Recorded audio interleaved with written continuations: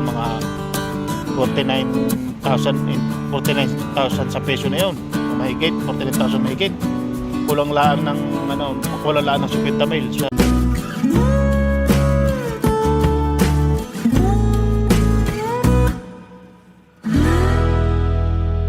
So yun mga kabatang, at magandang umaga sa inyo lahat. Ang oras na ngayon ay alas 8:30 na ng umaga. Yun yung bike ko mga batang. Maghanap na ngayon tayo ng mga almusal. Ngayon po ay sobrang lamig na kahit maganda sikat ng araw. Labas na labas ang sikat ng araw. At yun mga kabatang, at tayo harap mo ng maalmusal ngayon, araw na ito. At ngayon po ay malamig na ngayon, mga 12 degree na ngayon dito sa Taiwan. Dito sa lingkod 12 degree na. So ako ay napasap ng tulog dahil sobrang lamig. Yun, nakabunet na ako ngayon yun. Pero kaya pa naman lamig, 12 degree lang naman ay mga kabatang. Pero kahapon mga 11 degree, mga gayon, mabot ng 10 degree nung gabi yun. So ngayon ay punta tayo ngayon, magharap tayo ng maalmusal yun. So yun mga kabatang, tayo ay dito dadaan sa may palengke at dito tayo mag-aalmusal kasi ang aalmusal ko ngayon ay yung rokan mien mga kabatang, yun, rokan mien. Masarap po yun, parang style lomi siya. Talagang napakainit na yun, masarap sa umagahan mga kabatang yun. Kaya kasi nasa loob ng palengke po yun mga kabatang, yung kakainin natin yun. Kaya dito tayo dadaan sa palengke yun. So yun mga kabatang, nandito na ngayon tayo sa sinasabi ko na kainan na almusal natin dito sa may palengke. Yung rokan mien ang tinatawag ko dito, rokan mien. Masarap po yan, kaya naka-order na po ako mga kabatang. Kaya antayin natin yung order natin. So habang tayo nag-aantay yan, kumusta po kayo mga kabatang, yun, at almusal muna tayo. Ngayon po yung araw ng Sabado at pakalamig ngayon at talagang winter na nga, pero kaya pa naman ang lamig mga nakakunlan. So yun mga kabatang, yun na po ang in-order natin yan. Halo-haloin po natin para lumasa yung mga flavor nyan. Napakasarap po nito mga kabatang, tinatawag po itong rokan mien. So lalagyan po natin ng toyo, yan, toyo. Napakasarap niya pag lalagyan ng konting toyo, pampalasa, tsaka yung suka po ang tawag ko dyan yung papasok yung salip na kalamansi, yan, nilagyan natin ng suka, yun, pampasarap. At siyempre lalagyan natin ng sili, yan, napakasarap ng pag may sili ay napakainit na. So halu-haluin natin mga kabatang para lumasa ang mga flavor na yan. At minsan lang po ulit makakain ito mga kabatang. So yun, titikman na natin, titimusan na natin ito. First bite, sabaw, napakahusay, sabaw pala mga kabatang. Talagang napakainit nga laang. Talagang ito mga kabatang almusal talaga na yung ikay mga sa mga hangover, may hangover ka yan, maganda yan. Talagang magigising ang diwa mo. So yun, pangalawang first bite, yun, pansit naman, napakahusay. Talagang iba ang pansit dito mga kabatang. Kasi pag nagagawa dito mga kabatang ng pansit, iba talaga ang hulma ng pansit dito. Talagang ako ay talagang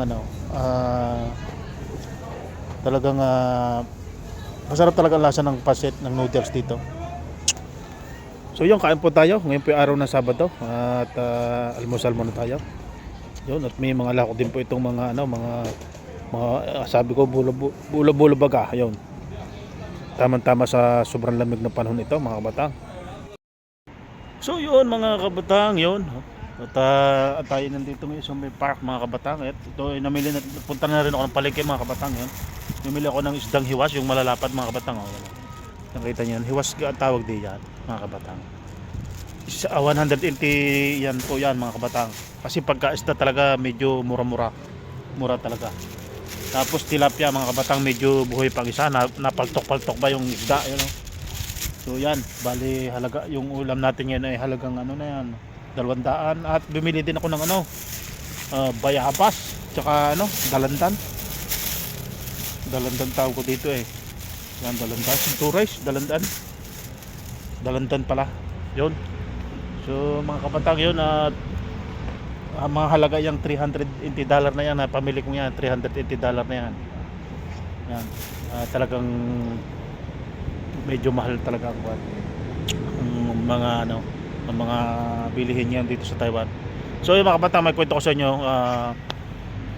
Nung nakaraan nagpadala ko ng ano ng pera sa Pilipinas. Dati noon mga kabatang, nung pandemic, mga 2022, 2021, ayan, mga 2022. Ang umabot po 'yun ng ano, palete 1.8 noon, na 1.8 noon. 1.83, 1. Umabot pa nga ng 1.85 noon mga kabatang dito, palitan sa NT eh. Ngayon mga kabatang, ano, bumagsak siya. Nagpadala ko nakaraang Sabado ay sa binalag ko yung 1.71 ang palitan, 1.71 palitan mga kabatang, 1.710 yan. So baba. Dati no inaabot na 1.83, ngayon 1.71 na, pinambabaw ng mga palitan mga kabatang. Talagang yung 1,000 NT mo umaabot lang ng 1,700 ngayon. 1,700 ngayon ang ano, ang isang 1,000 NT dollar ngayon sa peso, yung 1,000 NT dollar. So talagang, pero okay pa rin naman, okay pa rin. Pero ang laki ng ibinaba mga kabatang, hindi kagaya noon. Ibig ko sabihin mga kabatang, baka sabi nila nataas daw ekonomiya ng Pilipinas, bumabagsak ang dollar, pero hindi naman ramdam ng mga may hirap sa Pinas na yung kumbaga nataas ang ekonomiya, pero hindi naman ramdam yung ano, yung pag-angat ng ano ng ekonomiya mga kabatang. So ganoon pa man, wala kaming overtime ngayon. Yung mga kasama ko doon sa kwan, for sleep pa. Grabe, for sleep pa mga kabatang. Yung ano, yung mga kasama ko, mga kapatang. Bali sa isang linggo, pinasok lang nila ay 3 araw. Sa 3 araw. Yung iba ay sa isang linggo 2 araw, sa isang linggo 3 for slave. Pero ako naman hindi man na for slave mga kapatang. Kasi pagka hindi kami gumawa, ay wala silang magagawa sa production. Kasi iba yung department namin mga kapatang. So sa awa ng Diyos naman kahit wala tayong overtime okay pa rin ang sahod. Talagang medyo maninibago ka lang doon sa palitan ngayon ng intake. Talagang napakababa talaga mga kabatang.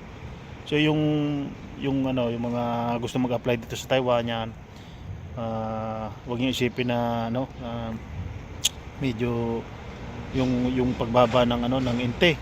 Okay lang yan, pagka overtime okay yan. Basta sa next year, pag tumaas ulit ang palitan, kasi sa next year 27,400 na yung minimum wage dito sa Taiwan, mga 49,000 sa peso na yun, o mahigit 49,000 mahigit.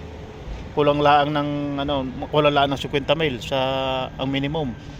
Kung depende sa palitan mga kabatang, kung mataas ang palitan, di abot ng 50 mil ang sa peso minimum. Kung overtime ka pa, di ayos yan mga kabatang.